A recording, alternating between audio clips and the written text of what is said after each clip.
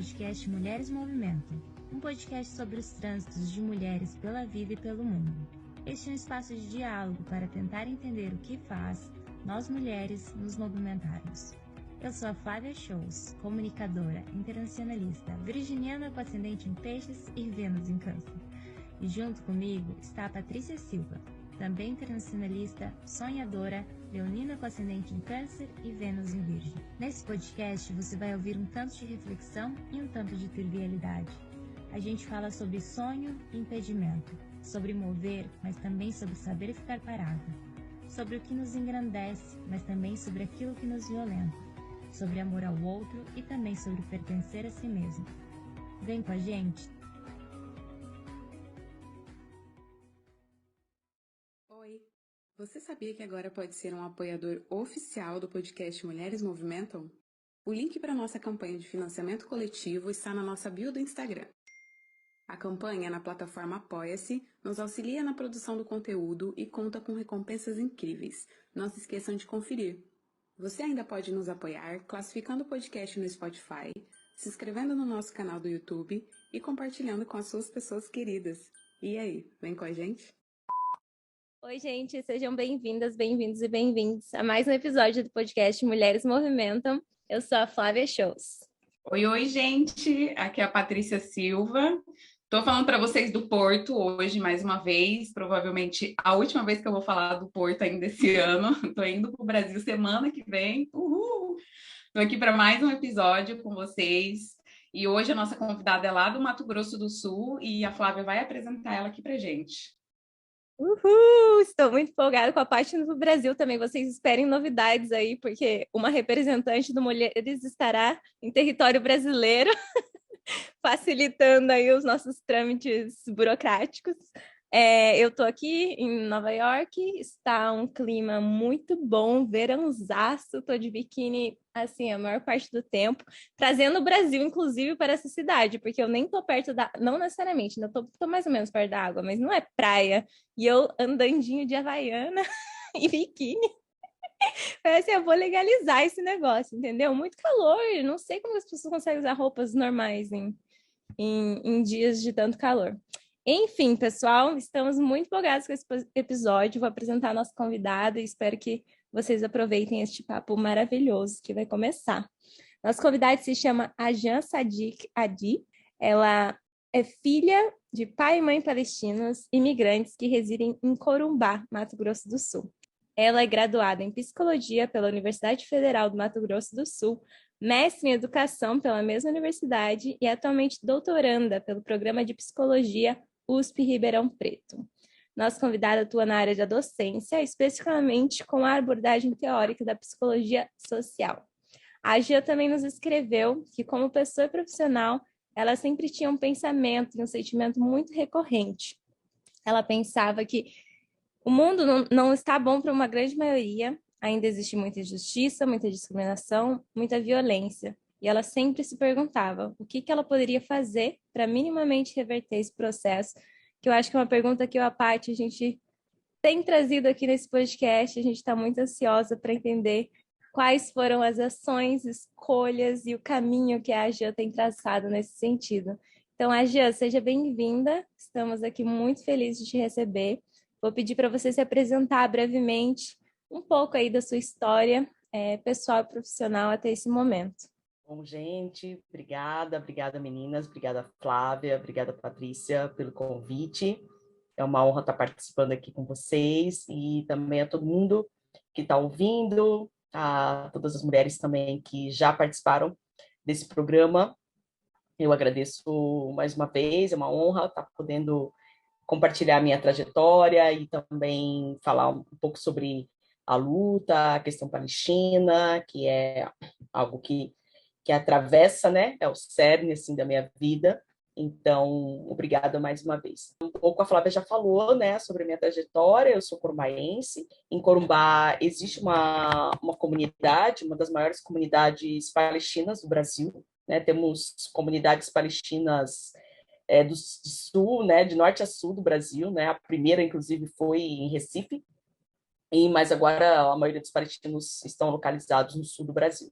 Mas em Corumbá, por ser uma região de fronteira, é onde geralmente os imigrantes, né, se alocam para até conseguir a documentação, a naturalização e tudo mais.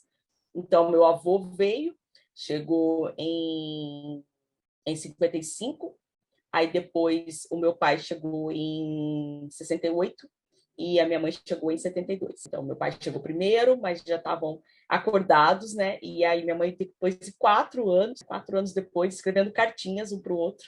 4 anos depois, é bem surreal, né? Mas já estava assim, ó, daqui a 4 anos eu te espero lá no Brasil, né? Não tinha webcam, não tinha telefone, enfim.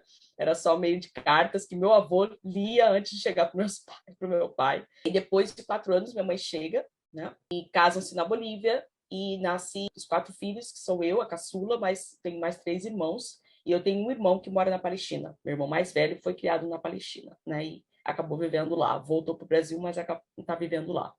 Bom, então, assim, depois eu fui fazer psicologia, né? A escolha pela psicologia foi, assim, uma escolha meio circunstancial, porque era o curso que tinha na cidade, com a qual eu tinha mais afinidade, né? Na verdade, eu queria fazer terapia ocupacional na época, mas acabei fazendo porque meus pais não gostariam que eu saísse da cidade para fazer a graduação. Então, eu acabei escolhendo, né, o curso de psicologia. É um curso muito antigo, quase 50 anos já de curso de psicologia na UFMS de Corumbá, no campus Pantanal. E me encantei com a psicologia, gostei muito, mas saí muito encantada com a psicanálise no período. Depois, logo em seguida, eu me formei em 2007. Em 2008, eu fiz o mestrado aqui pelo UFMS de Campo Grande, né? Campus de Campo Grande, da capital. E foi um mestrado em educação. E esse mestrado em educação, ele tinha uma pegada muito social, que não tinha o curso de graduação em psicologia. Era sempre uma perspectiva bastante clínica, né? Que ainda é a hegemônica, a predominante nos cursos de psicologia. No mestrado em educação, eu conheci Michel Foucault, né, a perspectiva filosófica, enfim, social dele, né, fiz a dissertação na perspectiva Foucaultiana e acabei adentrando mais essas questões sociais, né. Foi aí que eu comecei a me direcionar para a psicologia social. Depois comecei a trabalhar, dei aula na UFG, na Federal de Goiás, como professora substituta, depois dei aula na Universidade de São Francisco de Barreiras, na Bahia. E depois disso, passei no doutorado pela USP de Ribeirão Preto, com a psicologia social, sim, a psicologia social sempre muito presente, né? E nesse processo, bom, já estou falando, né? Assim, e aí, assim, vou concatenando as ideias. E aí, assim, quando eu fui pensar no meu projeto de doutorado, como eu estava sempre muito envolvida com as questões dos movimentos sociais, das minorias políticas de modo geral, as mulheres, negros, indígenas, pessoas LGBT, pessoas com deficiência, né, pessoas do campo, pessoas sem terra, sem teto, enfim, eu acabei pensando numa luta que de alguma forma mais me toca, né, de todas essas, porque é um leque muito amplo, né? E aí acabei encontrando com a Palestina, com a questão palestina, né? Pensando no meu projeto de doutorado. Mas naquela época eu não conseguia conciliar a questão palestina, eu tinha muito pouca propriedade teórica ainda para pensar um projeto de doutorado sobre a questão palestina e a psicologia. Mas o doutorado enveredou, depois eu vou falar um pouquinho sobre isso, mas o doutorado enveredou para um caminho, mas a militância sempre muito presente no meu caminho, né? Sobretudo, a Patrícia me conhece também por ali, mas sobretudo nas redes sociais, né? Eu tenho só Facebook, porque não dá para viver, né? Muita rede social, né? O Facebook traz uma oportunidade de espaço, de fala, de divulgação da questão palestina muito importante, e as pessoas me contactam por ali, perguntam, pedem referências, tiram dúvidas, fazem comentários, me convidam também para muitas lives através do Facebook, né? E eu também sou da FEPAL, da Federação Árabe Palestina do Brasil, sou diretora da Secretaria de Mulheres, né? Então eu também faço esse trabalho, mas eu acabo fazendo mais um trabalho individual, tá difícil, né? A diversidade de mulheres palestinas, cada uma num lugar do Brasil, né? A gente não tem um modo presencial agora, então isso dificultou, né? Mas à medida do possível a gente também faz trabalho juntas, né? Faz algumas reuniões com as mulheres. Para a trajetória, acho que é basicamente isso, né? Maravilha, Jean. Você comentou que esse encontro com a psicologia no primeiro foi circunstancial pelo fato de ser numa universidade na sua cidade. Eu queria que você falasse mais sobre isso, mas também se você se encontrou dentro da psicologia e que você explicasse brevemente, ignorando que a parte que a gente, né, entende um pouco, mas falasse o beabá para um futuro estudante de psicologia, o que seria psicologia social, quais são as temáticas que podem ser abarcadas dentro disso, meio um beabá mesmo para quem ainda está pensando em entrar numa universidade e ver a psicologia social como um caminho também. Eu me encantei com a psicologia, me encantei mesmo. Tive professores muito bons, né? E realmente fiquei surpreendida, né? A gente chega no curso, né? Ainda não sabe o que vai acontecer, tal, né? Tem até estatística. Você fala, caramba, que eu estou estudando estatística, né? Assim, anatomia, algumas disciplinas que você não entendia muito bem no começo. Mas falando um pouco da graduação, eu ainda não tinha uma compreensão muito muito ampla da questão da psicologia social durante a graduação. Eu acho que a gente finaliza a graduação e aí é aí que está começando, né? É aí que começa um novo momento, né? Mas eu saí na época, eu acho que essa compreensão do ser humano que a psicologia traz é fantástica, né? Dessa complexidade do ser humano, da humanidade. E, assim, é uma oportunidade também para a gente se despir de muitos preconceitos, de muitas preconcepções, né? Se você estiver aberto a isso, acho que a gente consegue, né? A gente chega muito com valores, com pré-julgamentos, com juízos morais. Eu acho que a psicologia desconstrói bastante isso, né? Em termos de pessoas, em termos de sexualidade, em termos de raça, de gênero. A psicologia possibilita muito isso, assim. E eu saí encantada com a psicanálise, né? Eu acho ainda a psicanálise formidável na forma de compreender, de conceber o ser humano, né? Esse ser humano complexo, desejante, faltante. Então, gosto muito da psicanálise, né? Geralmente faço terapia na abordagem psicanalítica. Eu acredito, né, individualmente nesta linha. Agora, a psicologia social é um pouco o patinho feio da psicologia, né? Infelizmente, né? Assim, as pessoas saem muito com a ideia do doutor psicólogo, né? Da clínica, de usar o jalequinho, de abrir sua clínica. Acho que isso ainda predomina bastante na psicologia, embora a psicologia seja muito ampla, tem a psicologia do trânsito, tem a psicologia na aeronáutica, tem a psicologia do esporte, né? Tem muitas áreas de atuação, né? A psique está em todas essas esferas, e a gente está tendo estresse no trabalho, tem a psicologia organizacional, a psicologia na escola, né, que também é extremamente importante. Agora, com a pandemia, né, com o retorno presencial, está tendo muitos casos de ansiedade, né? Na verdade, a ansiedade está sendo o mal do século. Então, a presença do psicólogo é muito importante para, ao menos, amenizar toda essa situação, né? Ou pelo menos porque aí ele tem esse olhar mais amplo dentro da instituição, mas aí ele encaminha os casos para a psicologia clínica, mas ele pode fazer um trabalho coletivo dentro desses espaços, né? Para refletir sobre todo esse momento ansiogênico que a gente está vivendo, de muito adoecimento também psíquico, né? Então, eu acho que a psicologia tem a contribuir. A psicologia social, especificamente, ela busca pensar como a sociedade interfere nesse psiquismo, como a sociedade interfere nessa psique. Então, quando a gente, por exemplo, percebe que tem um surto de ansiedade acontecendo, esse link com a pandemia é um link de uma perspectiva social, né? Ou seja, não é individual, né? Aquilo não surgiu de você, aquilo está fora, e você interagindo com essa sociedade que também está doente, né? Você acaba adoecendo, né? Então, é um olhar mais amplo daquilo que está acontecendo individualmente com cada um. Então, a gente pensa outras questões, né? Claro, porque assim, a subjetividade ela está ligada a essa sociedade, né? A esse contexto sócio-histórico que a gente está vivendo, a esse momento. Então, esses surtos, essas catarses, né, de ansiedade que está acontecendo numa escola com 14 adolescentes, né? O que isso está dizendo também da nossa sociedade, né? Que está desembocando no microespaço, que é o microespaço de uma sala de aula dentro de uma escola, né? Então, a gente pensa, por que as crianças estão mais ansiosas? Existe uma sobrecarga sobre as crianças, existe uma pressão sobre as crianças, né? Essa ideia de produtividade também, que está muito presente desde a infância nas escolas, né? Então, a gente pensa muito sobre isso.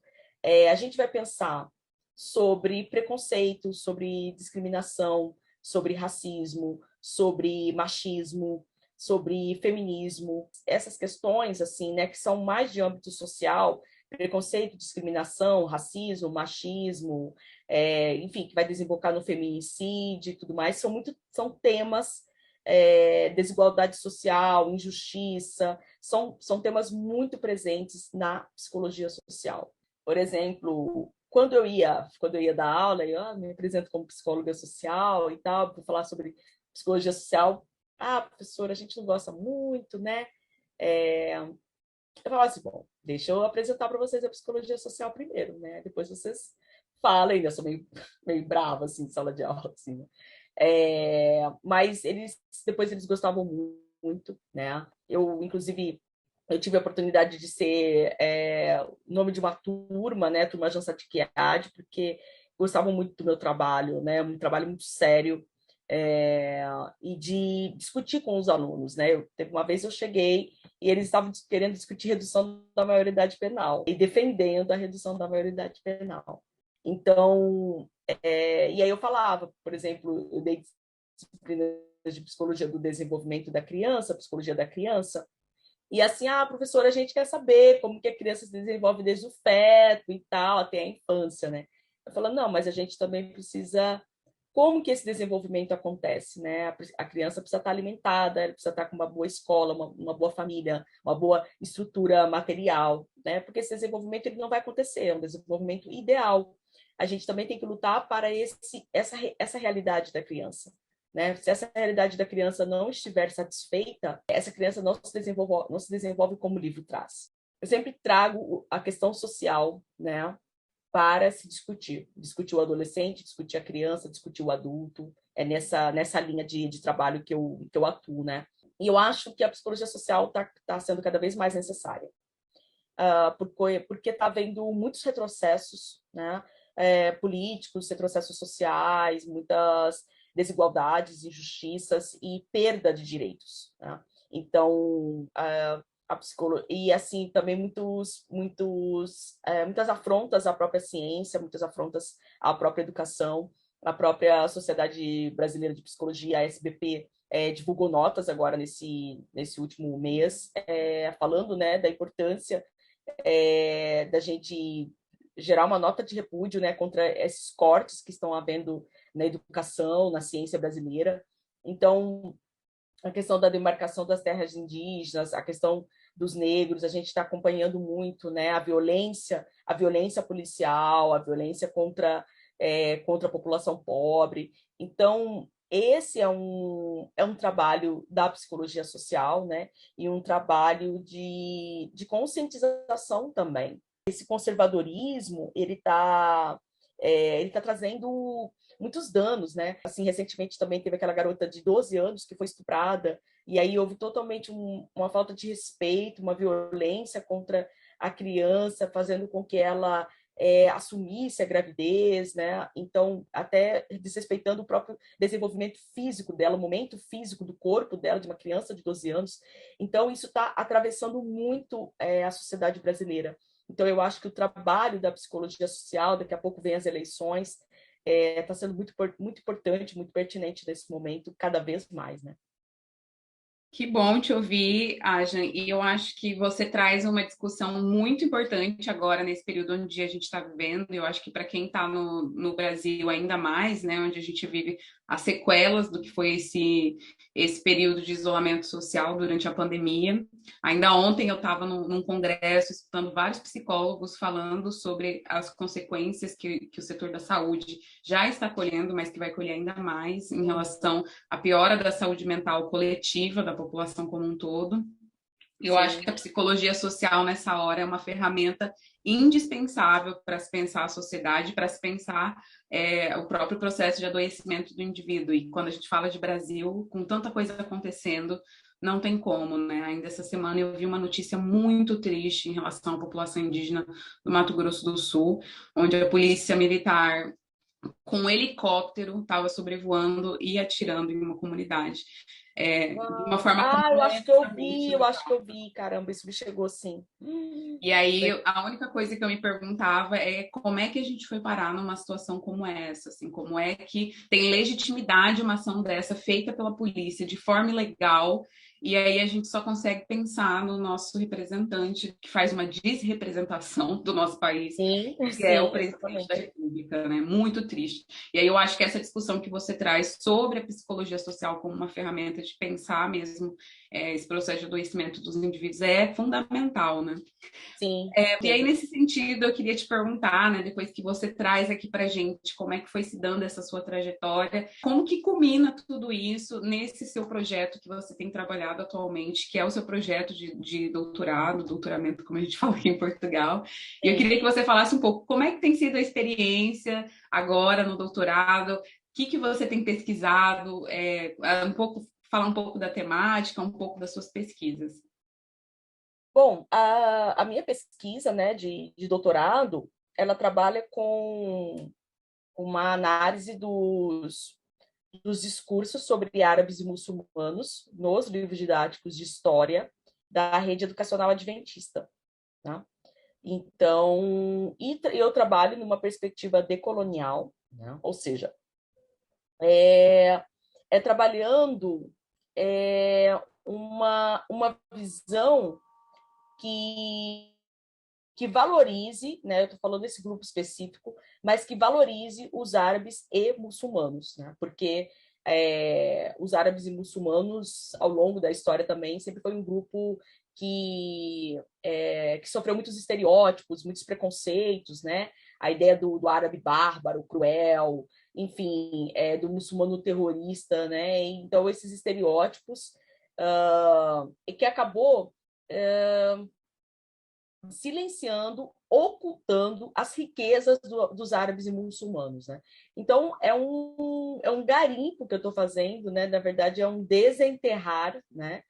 E aí eu vou dialogando com o livro didático e fazendo algumas críticas, fazendo algumas correções, fazendo algumas proposições para que o livro didático mude a narrativa, né? Altere a narrativa ou acrescente informações na narrativa que tragam essa riqueza do mundo árabe e do mundo muçulmano no livro didático, né? Então, eu pego desde coisas mais importantes historicamente, né? Então, por exemplo, falar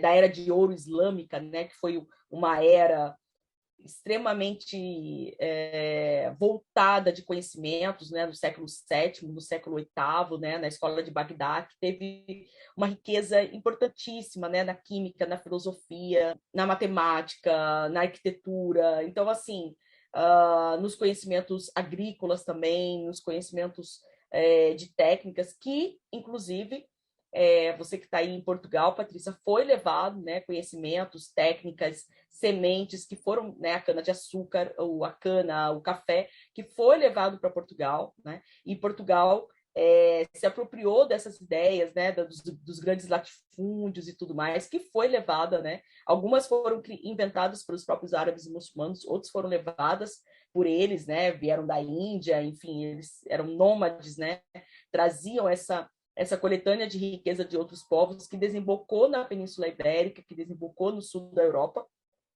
e que, consequentemente, favoreceu as grandes navegações e que acabou vindo parar aqui no Brasil, né?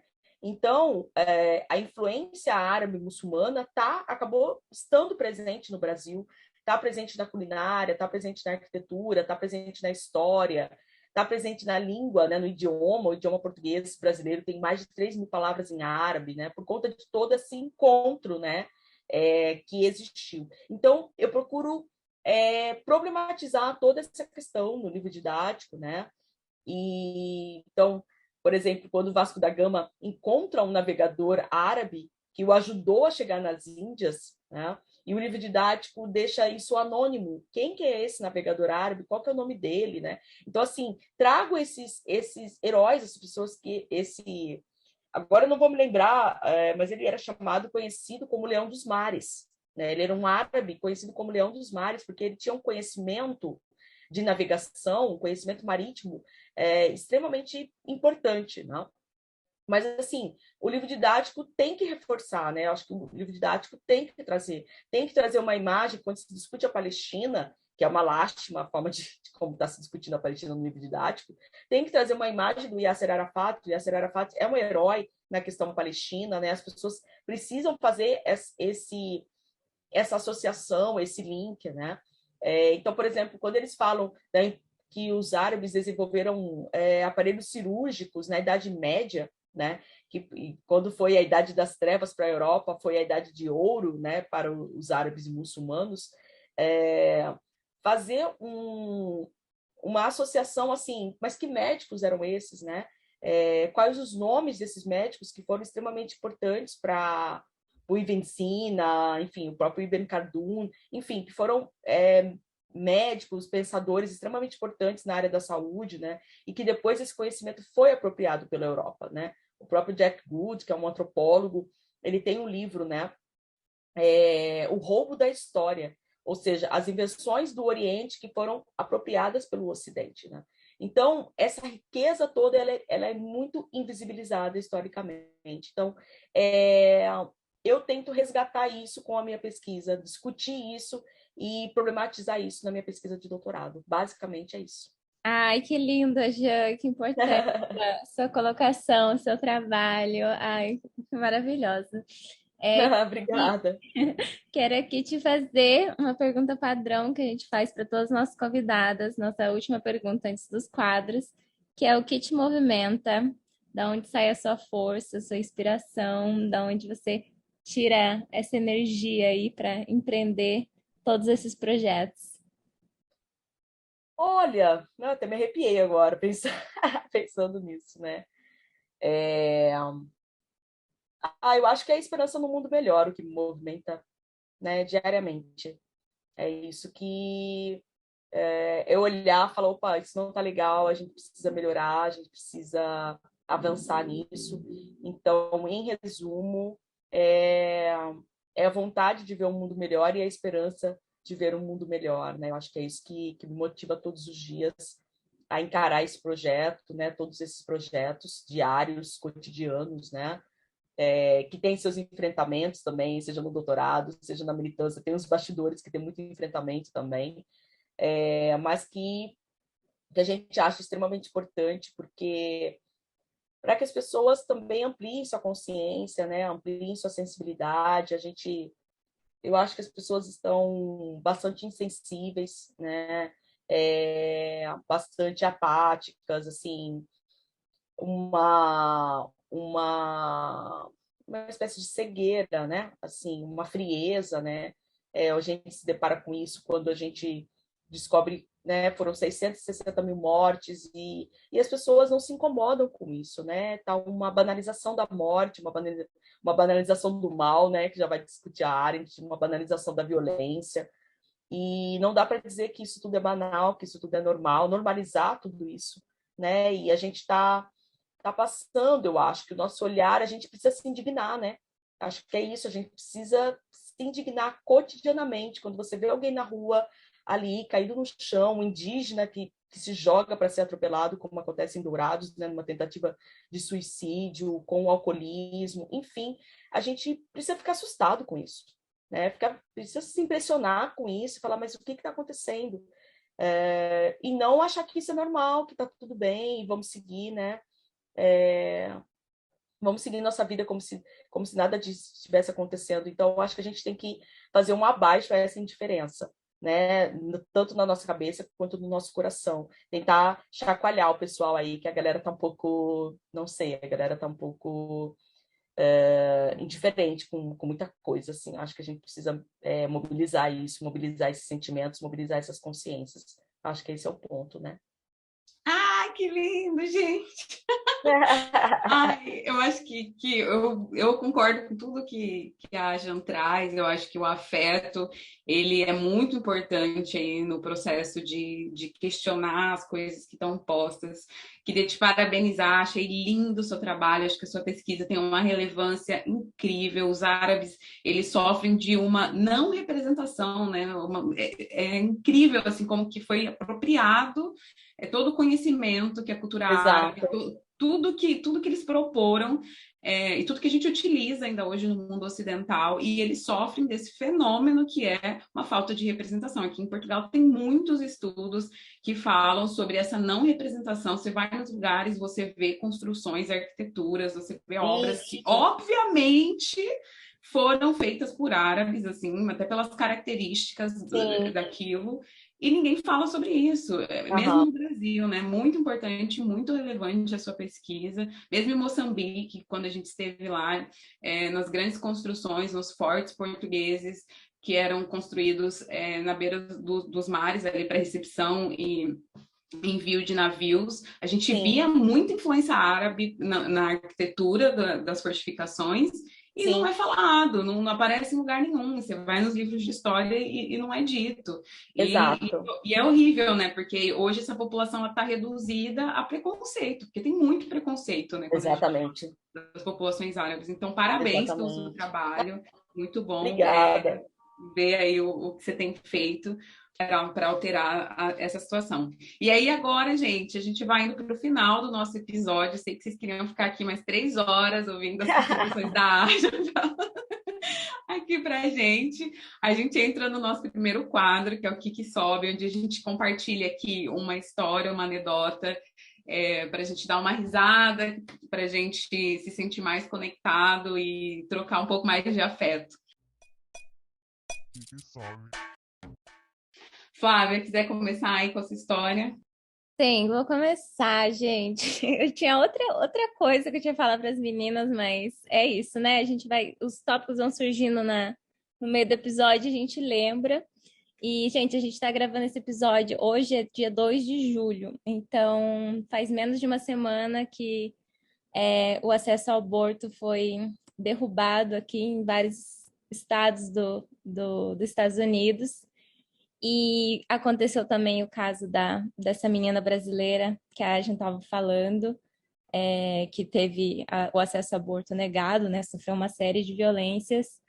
Teve mais um outro caso que mexeu muito comigo, foi o compilado da desgraça, assim. E eu tenho muito acesso, né? Toda a minha bolha e das instituições, organizações, tudo que eu trabalho e estudo está relacionado à violência de gênero. Então, eu acho que eu tenho uma tolerância um pouquinho maior, assim. Mas me pegou de um jeito que eu acho que foi na sexta que aconteceu a derrubada. E eu estava na rua com as meninas aqui, nos protestos, antes de acontecer. Tava vendo, senti a dor, né? Tava aqui, vivendo isso. E bateu de um jeito, assim, eu fiquei acabada, eu chorei, eu passei o dia inteiro chorando, foi muito violento para mim, para as mulheres, para o retrocesso que representa, né, de maneira geral, não só no contexto dos Estados Unidos.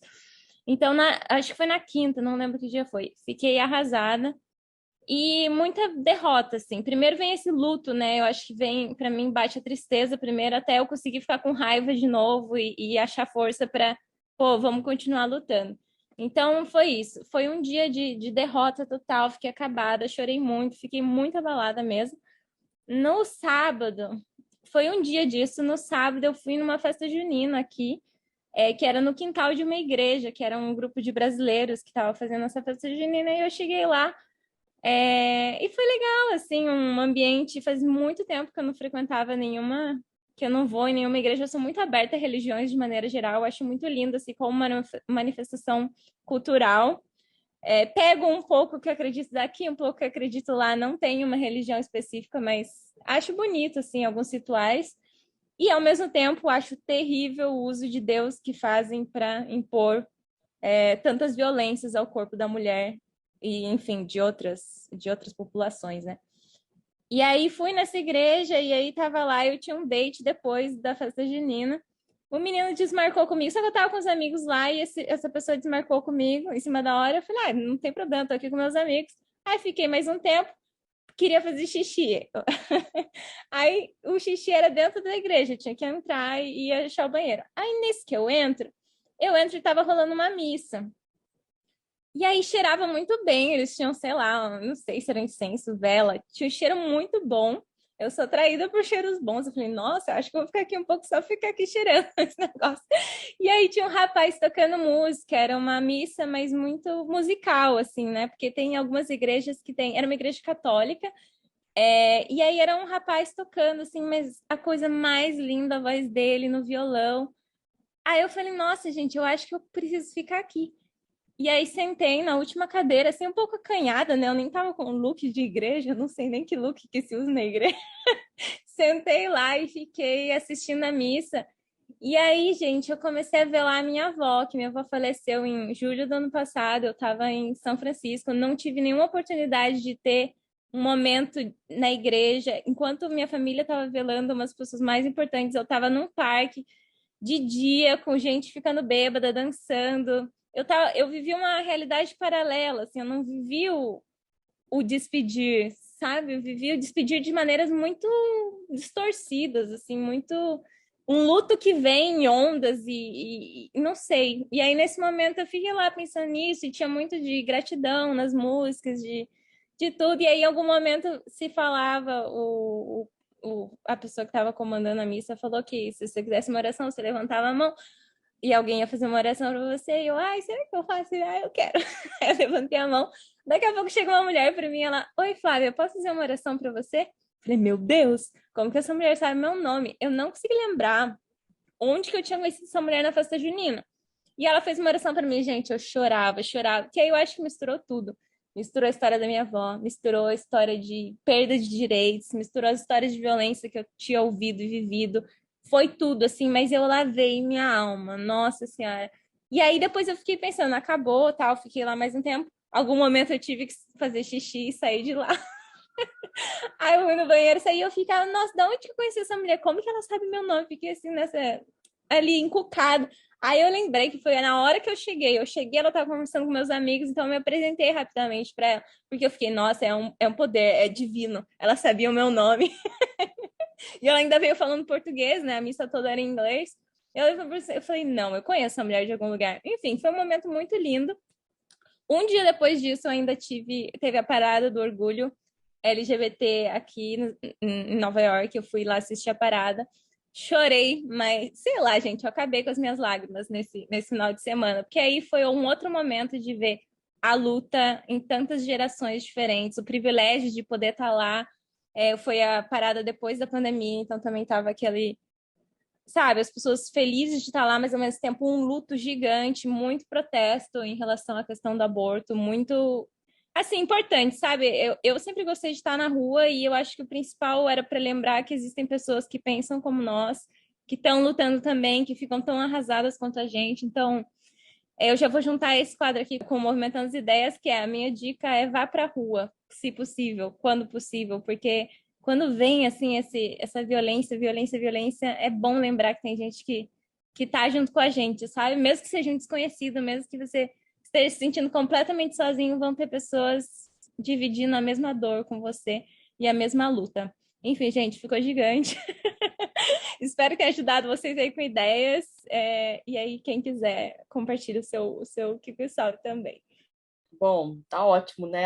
Faz tanto tempo que eu não participo também desses movimentos, mas eu me sentia com as energias renovadas também, quando a gente participava, quando já participei de movimentos com a polícia vindo com cachorros, assim, mas a gente ali muito, muito firme, né? Apoiando um ao outro. Depois a gente ia para um barzinho discutir como foi, né, a reivindicação, como foi o protesto. Acho que é um momento muito ímpar de união, né? Sinto falta também, né? Outro dia também teve uma passeata aqui contra Bolsonaro. Aí eu falei, eu vou sozinha, né? Vou lá em Campo Grande, porque eu não tenho muitos amigos também. Meus amigos também não são muito da luta, assim. E aí eu falei, vou lá sozinha. E aí eu encontrei professores da Universidade Federal de 10 anos atrás, assim, né, que estavam lá. E aí a Jean, tal, tal. Então, eu acho que essa sintonia, rola uma harmonia, né, e um fortalecimento muito importante nesse momento, assim. Acho que ir para a rua é fundamental, mesmo que seja também com desconhecidos, mas são conhecidos, né? A gente se conhecem porque rola uma identificação com a luta, a gente está lutando pelos mesmos direitos, então a gente sabe que tem um irmão do nosso lado ali, né? Mesmo que seja um irmão desconhecido, né? Quer contar seu que só viagem?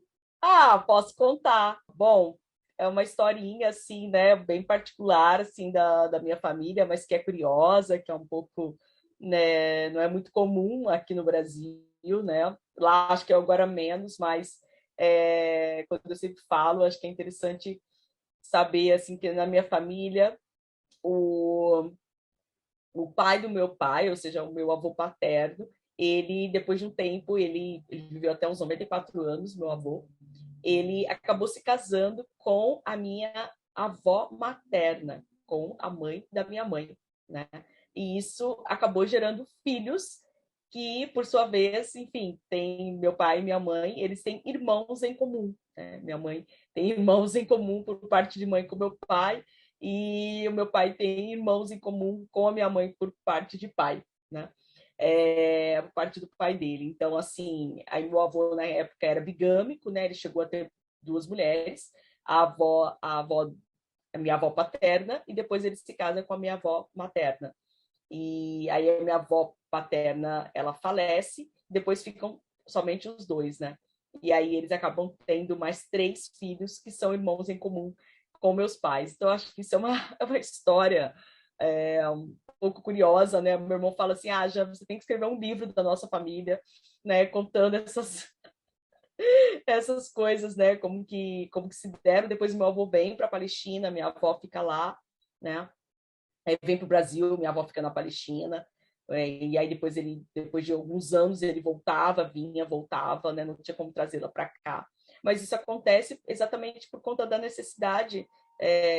A mulher, pela falta de uma renda, né? Não tinha um trabalho, era só um trabalho do lar mesmo, e que não é só, né? Mas tinha um trabalho do lar. Então ela acabava tendo que, às vezes acabava se casando, né? E casa, né? Casamentos bigâmicos ou monogâmicos ou poligâmicos.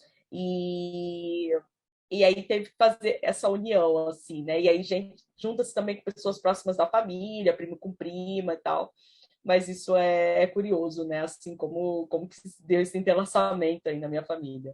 Não, super legal o que sobe da Ásia, até para a gente perceber as diferenças culturais, né? Eu acho que a gente não tem muito contato, né, com que é a cultura do Oriente, de modo geral, mas até a questão da poligamia, né? Que eu acho que é uma coisa que no Brasil tem uma visão muito conservadora, a gente sabe muito pouco, tem muito julgamento e pouco conhecimento sobre o assunto, né? Quando a gente em Moçambique, por incrível que pareça, e eu acho que o continente africano assim como um todo tem muita poligamia, né? E é uma visão bem diferente assim do que a gente está acostumado a ouvir, ou que as pessoas costumam falar. E aí é interessante assim a gente escutar esse tipo de história para ter uma noção, conhecer um pouco mais, né? Sim. Bom, sendo breve, eu acho que a poligamia também é um estereótipo, né, do homem árabe, do homem muçulmano, assim, porque, na verdade, acho que chega mais ou menos a 2% dos homens árabes e muçulmanos que são poligâmicos. Então, realmente é uma generalização, né, é um estereótipo, como uma ideia de que todas, não estou nem falando mulheres ou homens árabes, né, mas muçulmanos especificamente, né, como se todas as mulheres muçulmanas necessariamente usam a burca ou usam o lenço, né, o hijab, né, da mesma forma, também não é tão tranquilo assim, né? Não é uma poligamia assim, porque o homem é um sedento e ele quer ter várias mulheres, né? Porque você tem que dar condições materiais razoáveis e iguais para todas as mulheres que você possa se casar, né? No máximo 4. E acontece muito isso também, porque realmente a mulher não tem uma condição de sobrevivência. Isso pode acontecer. Então, ele quase adota a mulher, né, para que ela possa sobreviver.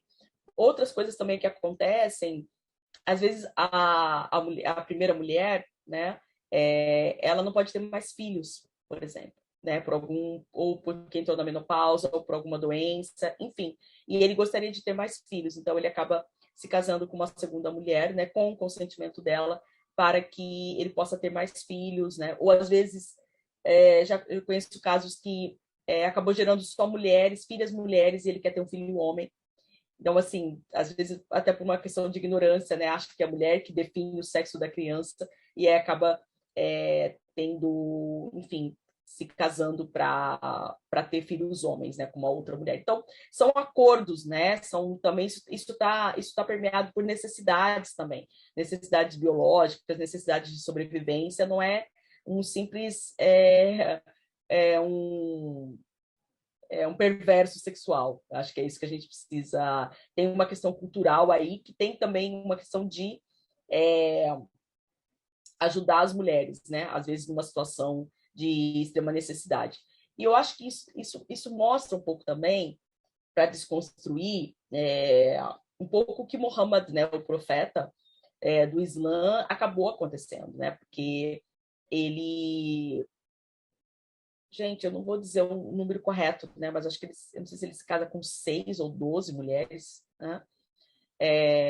Mas assim, e uma das mulheres era uma criança praticamente, né? Assim, esqueci o nome dela agora. Mas assim, o que acontece? Essa menina com a qual ele se casa, entre aspas, né? Ela era uma órfã de guerra, né? Então ele acaba acolhendo essas mulheres, né? Porque era também uma forma de mantê-las. Então não é claro, tem outro contexto, né? Assim, de uma pedofilia ou de algo assim, né? Que até as pessoas, mas há uma necessidade naquele momento que leva a essas práticas, né? Eu acho que isso precisa ser pensado também. Tem muitas situações onde ocorre com consentimento das outras mulheres envolvidas, que eu acho que esse é um ponto muito importante. E em Moçambique, a gente chegou a conhecer casos de mulheres que tinham mais de um companheiro.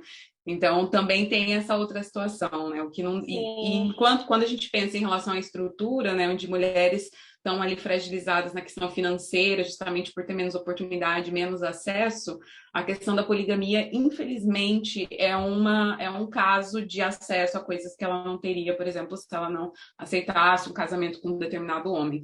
Então, tem muitas coisas a se pensar e a se conversar. Dava um episódio inteiro aqui de podcast para falar só sobre isso, né?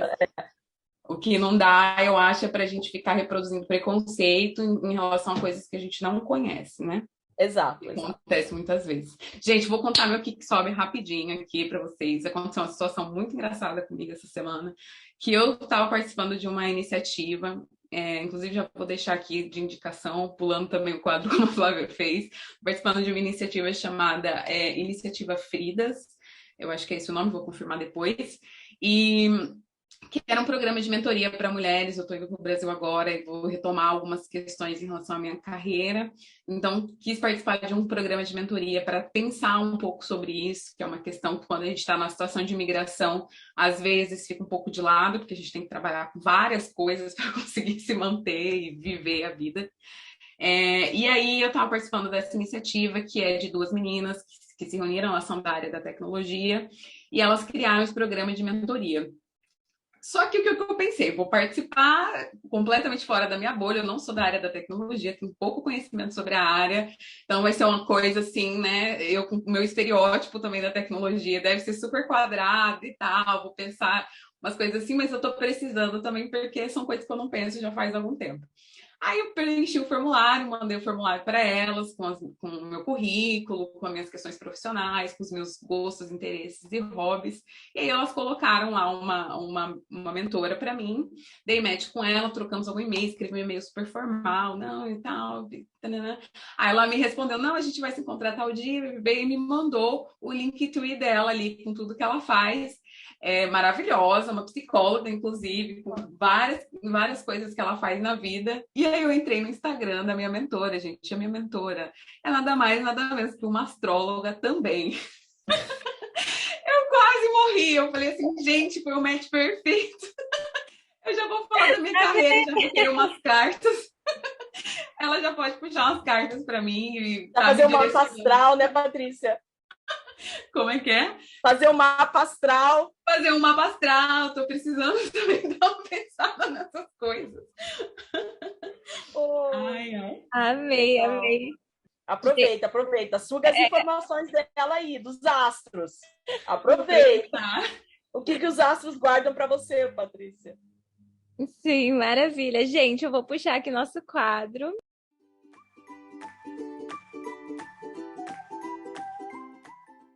Que é o Movimentando as Ideias, que é um quadro de indicações práticas, livros, filmes, séries. Eu vou fazer minha indicação bem rapidinho aqui, que eu assisti a última temporada do This Is Us ontem, e a Paty acho que já trouxe aqui em outros episódios como indicação. Ai, gente, é maravilhoso, né? É uma série muito, assim, com questões aprofundadas sobre as dinâmicas familiares e muito lindo. Depois aqui fica o questionamento, qual dos Pearsons é o preferido? Vou lançar essa enquete aí, porque eu fiquei aqui... Ai, gente, com quem que eu casava? Eu casava com quase todo mundo. É uma série muito boa e de chorar, mas assim, chorar porque eles são bons mesmo no que eles fazem, na maneira como eles trazem as questões. A mãe de todos lá, puta, esqueci o nome dela, ela tem Alzheimer, que eu tive contato também com Alzheimer, e eles retrataram de uma maneira muito humana esse atravessar, né, das pessoas que são diagnosticadas e achei muito bom, gente. Fica aí minha indicação rapidinho. E é isso. E é isso não. Quem quer indicar agora? Aquelas. Larguei mão. Tati, tem suas indicações? Sim, vou indicar duas séries bem rapidinho. Uma série chamada Grace and Frankie. Gente, é a melhor série que eu já assisti na minha vida. Eu recomendo para todo mundo. Talvez eu já tenha indicado aqui. Não, é muito boa. Ai, gente, muito boa. Eu já indiquei aqui, vocês passam um pano, entendeu? Mas ela é muito boa. É uma série muitíssimo engraçada, levinha, e que são duas mulheres já maduras, o que é muito importante. Tem pouca representatividade de mulheres mais velhas na televisão, então é muito importante, enfim, que elas estejam lá. E a série é muito boa, elas eram rivais, e daí elas viram amigas depois de passar por divórcio.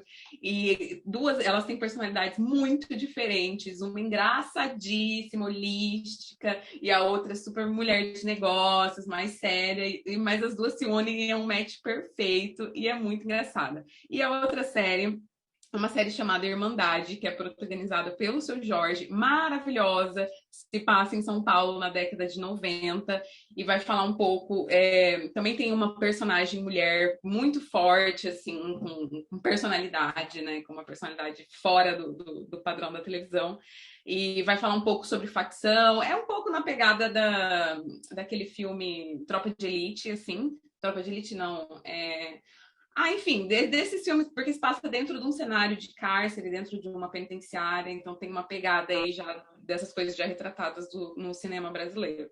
Essas são minhas duas recomendações. Já não sei se dá tempo de você fazer a sua. E eu queria indicar um filme, tá na Netflix, chamado O Ídolo, que é de uma história de um palestino, cantor, que ganhou um prêmio, e até ele existe. Outro dia eu falei, mostrei o filme pro meu pai eu já fui no show desse homem e tal, lá na Palestina, mas chama O Ídolo, vocês encontram na Netflix, é uma história muito bonita, vale a pena, recomendo. Amei muito! Muito obrigada pela sua participação. Obrigada a todo mundo que está ouvindo a gente. Não esqueçam de nos seguir no Instagram, @Mulheres Movimentam. Ativem as notificações para vocês saberem quando tem novos episódios. 5 estrelinhas no Spotify. Confiram a nossa campanha no Apoia-se. E é isso. Muito obrigada pelo seu tempo, Ajan. Foi maravilhoso. E um beijo para todo mundo. Agradeço vocês, meninas. Grande beijo. Obrigada, Patrícia. Obrigada, Flávia. Muito obrigada. Valeu, seguimos. Valeu.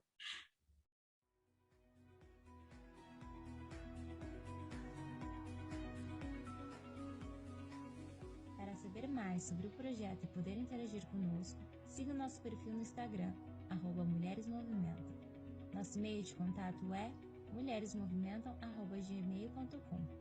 Indique o nosso podcast para suas pessoas queridas e aproveite!